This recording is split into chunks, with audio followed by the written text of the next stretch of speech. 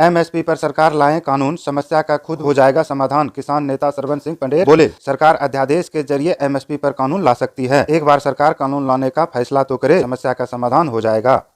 बिहार के 4 जिले में मूर्ति विसर्जन के दौरान मचा बवाल। भागलपुर, दरभंगा और सीतामढ़ी में हुआ पथराव। 30 से ज्यादा लोग घायल। घर, दुकान और गाड़ियों में भी की गई तोड़फोड़। 40 लोग गिरफ्तार। पीएम मोदी बीजेपी के 2 दिवसीय राष्ट्रीय सम्मेलन के लिए भारत मंडपम पहुंचे। लोकसभा चुनाव में भाजपा को 370 और एनडीए को 400 सीटें। प्रधानमंत्री नरेंद्र मोदी ने सीट किया टारगेट। साथ ही बीजेपी नेताओं से कहा 30 वोटर पर एक इंचार्ज। महीने के आखिरी में काम का हो रिव्यू। इसरो ने श्रीहरिकोटा से सतीश धवन स्पेस सेंटर से मौसम की सटीक जानकारी देने वाला सैटेलाइट इनसेट 3D किया लॉन्च। इसरो अध्यक्ष एस सोमनाथन बोले, 6 चैनल और 19 चैनल साउंडर के जरिए 10 साल मौसम की सटीक जानकारी देगा।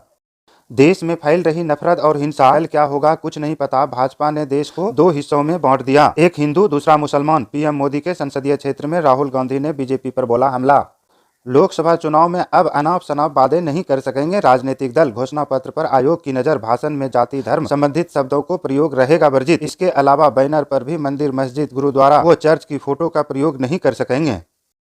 तेज विकास को समर्पित होगा पीएम मोदी का जम्मू दौरा। 20 फरवरी को प्रधानमंत्री 85 परियोजनाओं का उद्घाटन तो 124 की रखेंगे आधारशिला। दरअसल जम्मू कश्मीर के केंद्र शासित प्रदेश बनने के बाद नरेंद्र मोदी की यह दूसरी बड़ी रैली होगी।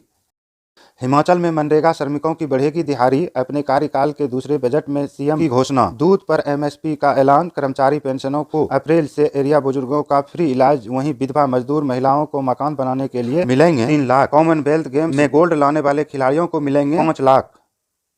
बीजेपी में शामिल होंगे एमपी के पूर्व सीएम कमलनाथ। भाजपा नेता वीर शर्मा का बड़ा बयान। कहा, कांग्रेस में परेशान नेताओं के लिए हमारे दरवाजे हमेशा खुले। वहीं दिग्विजय सिंह बोले, कमलनाथ ने नेहरू गांधी परिवार के साथ राजनीति शुरू की, कैसे उम्मीद करें कि वह कांग्रेस छोड़ेंगे।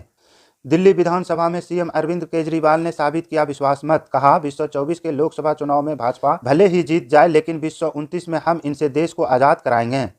राहुल गांधी ने वाराणसी में किया रोड शो। इस दौरान बाबा विश्वनाथ के ये दर्शन। वही कांग्रेस नेता के जाते ही भाजपा कार्यकर्ताओं ने गोदोलिया चौराहे को गंगा जल से धोया। गीतकार गुलजार जगतगुरु राम भट्टाचार्य को मिलेगा साल 2023 के लिए ज्ञानपीठ पुरस्कार। मोदी सरकार के हाथ से निकल चुका किसान आंदोलन। शिवसेना नेता संजय राउत बोले, भाजपाई ही अन्नदाताओं को कहते थे माओवादी और नक्सली, लेकिन जिस तरह से उन्हें रोका जा रहा है वो सही नहीं। 370 लोकसभा सीटें जीतना ही श्यामा प्रसाद मुखर्जी को सच्ची श्रद्धांजलि। बीजेपी के राष्ट्रीय अधिवेशन में बोले पीएम मोदी। कहा, हर बूथ पर बढ़ाएं वोटर्स। 2 दिनों का जनसंपर्क अभियान चलाएं और सभी नेता 10 साल के कामों का करें प्रचार। दिल्ली पहुंचते ही बिहार के डिप्टी सीएम सम्राट चौधरी के बिगड़े बोल। कहा, बीते दिन बिहार में 2 लुटेरे घूम रहे थे, देश को लूटने वाले राहुल गांधी और बिहार को लूटने वाले तेजस्वी यादव। अयोध्या के विकास के लिए योगी सरकार 10,000 करोड़ से ज्यादा करेगी निवेश। इससे 20,000 से ज्यादा युवाओं को मिलेगा रोजगार। दंगल एक्ट्रेस सोहारी भटनागर का 19 साल की उम्र में हुआ निधन। दवाओं की साइड इफेक्ट से भर गया था शरीर में पानी। एम्स में चल रहा था इलाज।